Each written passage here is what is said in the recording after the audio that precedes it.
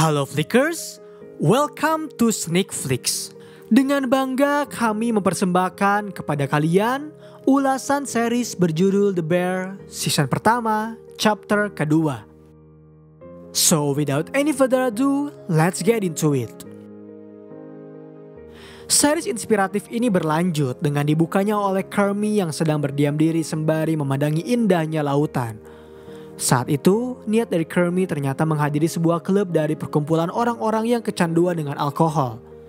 Kermie dengan seksama mendengarkan seorang wanita bercerita tentang bagaimana ia bisa mengontrol dirinya dari alkohol serta permasalahan rumah tangganya. Menurut wanita tersebut, mereka tak bisa mengendalikan, mereka tak bisa menjauhi.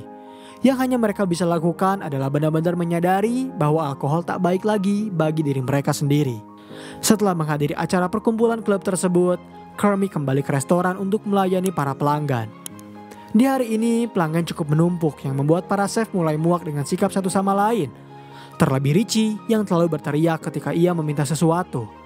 Padahal Kermie telah meminta kepada mereka untuk bersikap tenang di tengah tekanan para pelanggan yang pasti akan terus meminta mereka untuk melayani mereka dengan cepat. Hari usai, Kermie mencoba untuk beristirahat. Tapi nyatanya ia gagal, yang membuat dirinya pun langsung membuka sebuah buku tentang alkohol yang dinobatkan sebagai penyakit keluarga. Ia membuka tiap lembar hingga dirinya memutuskan untuk kembali ke restoran.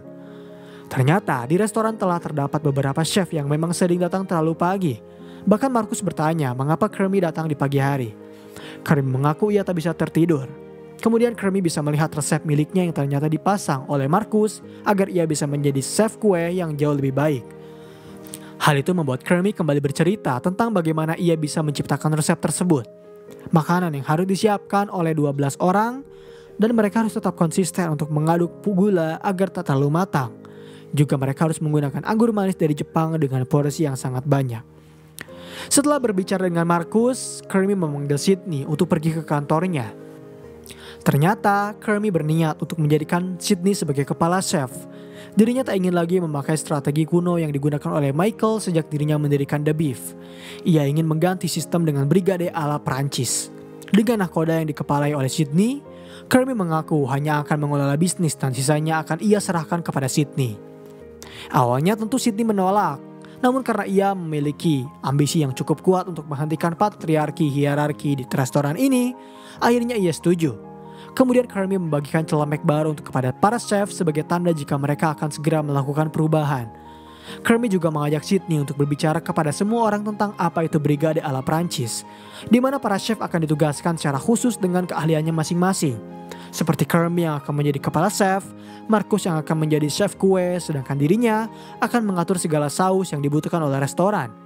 Mereka juga akan selalu mengevaluasi kinerja seusai jam pelayanan selesai sehingga meminimalisir kesalahan yang setiap chef perbuat. Tapi, Sydney menegaskan kepada semua chef jika sistem ini akan sangat membantu mereka semua.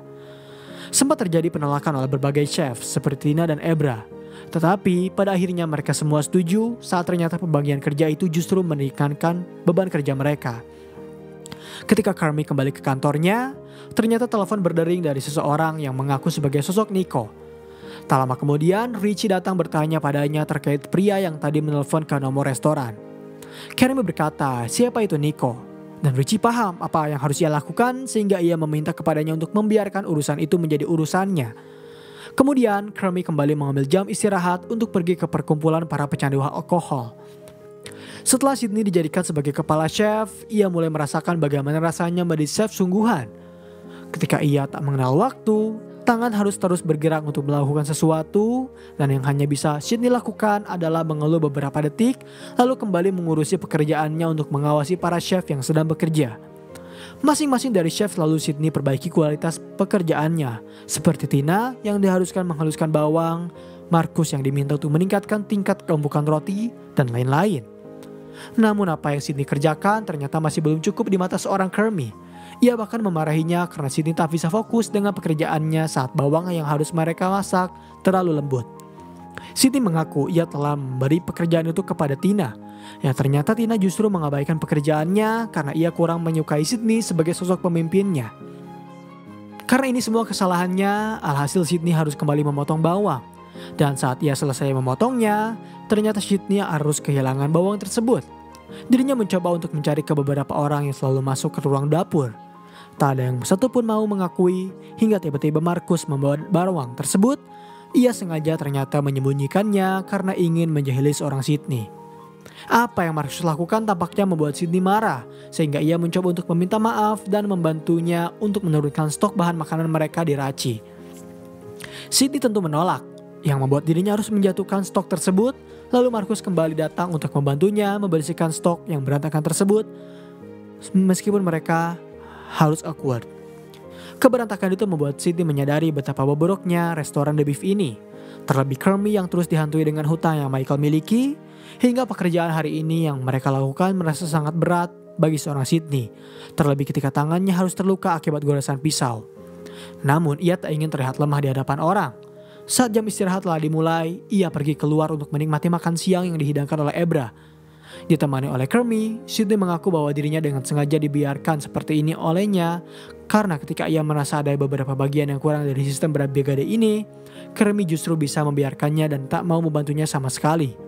Tetapi, apa yang Kermie lakukan ternyata hanya untuk melihat bagaimana Sydney bisa menjaga emosinya di tengah tekanan yang tinggi. Ia yakin Sydney pasti bisa melakukannya dan akan membuat para chef menaruh hormat untuknya. Lalu ia juga yakin bahwa malam ini mereka akan bisa mendapatkan pelanggan yang cukup banyak. Dan scene terakhir di episode kali ini memperlihatkan Kermie yang kembali sendirian saat ia mendapatkan pesan suara dari Sugar yang berkata jika ia merindukannya. Terlihat Kermie sedang mendatangi kembali pantai untuk melihat sisi keindahannya. Episode keempat dibuka kembali saat Markus melihat tengah memandangi bagaimana cantiknya roti di pagi hari yang terpampang pada sebuah restoran bakery. Di luar restoran, tampak Richie dengan Kermie sedang beradu argumen saat mereka sedang mempersiapkan bahan-bahan untuk pergi ke pesta acara anak dari seorang Jimmy. Ternyata Kermie tak suka dengan hotdog yang dibalut dengan kaos seperti ide dari seorang Richie. Padahal Richie merasa ini adalah promosi yang sangat baik. Namun ketika Richie mencoba untuk memasukkannya ke dalam mobil dan meminta bantuan dari seorang Kermie, ternyata balon hotdog itu tak muat dan membuat mereka justru mengalami sedikit pertengkaran hingga balon itu benar-benar meletus dan tak bisa digunakan kembali. Sedangkan di dalam restoran, ternyata Markus yang memiliki ambisi untuk membuat makanan-makanan manis mulai menunjukkan magisnya saat ia meminta orang-orang untuk menyicipi kuenya. Banyak chef termasuk Sydney yang memuji bagaimana Markus bisa menyajikan kue seenak itu pengen meninggoy. Dan ketika Sydney sedang memeriksa kinerja dari seorang Tina untuk menumbuk kentang, ternyata Tina menolak untuk diawasi. Ia masih merasa Sydney bukanlah seorang bos baginya. Lalu scene beralih kepada Kermie dan Richie yang akhirnya pergi untuk menyajikan hotdog mereka di acara pesta anak dari Jimmy. Setibanya di sana, ternyata Kermie hanya melihat bagaimana Jimmy dan Richie bertengkar tentang pekerjaan yang Richie lakukan tak bisa diselesaikan dengan baik. Barulah pertengkaran selesai saat Kermie bertanya tentang di mana ia bisa menyimpan peralatan yang ia bawa. Saat Kermie sedang mempersiapkan bahan makanan, ia bertemu dengan seorang pria tua yang mengira jika Kermie telah bunuh diri. Karena Kermie paham pria itu hanyalah seorang lansia, maka dari itu Kermie menjelaskan jika orang yang disebutkan olehnya adalah Michael. Tak lama kemudian, Richie datang mencoba untuk membantunya. Tetapi Kermie melihat Richie yang menelan pil penenang diri. Menurut penuturan Richie, ia memang mengalami kecemasan sehingga harus meminum obat terlebih dahulu. Kembali ke restoran di mana Markus masih fokus dengan pekerjaannya untuk membuat kue. Ia juga disaksikan oleh Ebra bagaimana tangan Markus bisa mengolah kue dengan cukup baik. Lalu tiba-tiba Chester datang sebagai rekan dari Markus yang hanya ingin memberi buku sesuai pesanan dari Markus. Ketika mereka sedang berbicara, Sydney datang dengan maksud bertanya apa urusan dari Chester datang ke restoran. Chester mengaku ia hanyalah seorang desainer yang ingin memberi buku kepada Markus. Lalu setelah Chester berpamitan, Sydney berkata pada Markus jika ia akan mendukung apa yang Markus butuhkan untuk membuat kue keinginannya. Setelah itu, Sydney kembali memeriksa kinerja dari para chef lainnya. Terlihat Markus begitu tekun untuk menggeluti bidang yang ia sukai. Dirinya mencoba membuat beberapa donat dengan berbagai varian yang menurut rekannya sangat enak sampai ia ingin meninggoy. Di satu sisi, Kermie masih disibukkan dengan acara pesta anak buah dari Jimmy Cicero. Ia juga diharuskan bertemu dengan orang-orang yang mengenalnya, karena pada dasarnya Kermie memang keponakan dari seorang Jimmy. Lalu ketika Kermie sedang menghidangkan hotdog untuk para tamu sembari berbincang, Pete tiba-tiba datang memberitahu kepada semua orang jika sebenarnya Kermit adalah seorang chef yang pernah bekerja di sebuah restoran kelas dunia. Setidaknya menurut satu buku artikel.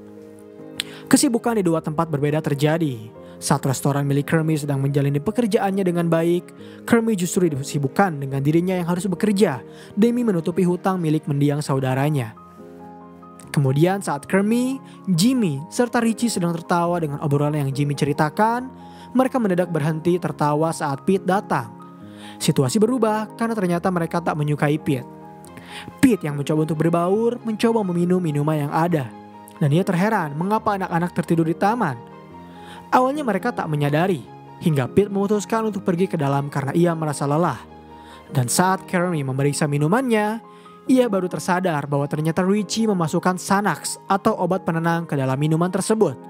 Dengan cepat, Kermit mengkonfirmasi pada Jimmy agar tak membunuhnya jika mereka telah tak sengaja memasukkan obat tersebut ke dalam minuman yang membuat para bocil tepar seketika. Namun alih-alih marah, Jimmy justru senang karena dengan begitu ia tak perlu lagi mendengar jeritan dari para bocil kematian tersebut. Kembali ke restoran, Tina yang mulai lelah dengan pekerjaan yang harus ia lakukan didinginkan oleh sikap dari seorang Sydney ketika ternyata ia mengeringankan pekerjaannya dengan membuatkan saus resep terbaru. Tanpa dilihat oleh siapapun, raut wajah Tina memperlihatkan jika saus tersebut jauh lebih sedap dari saus buatannya.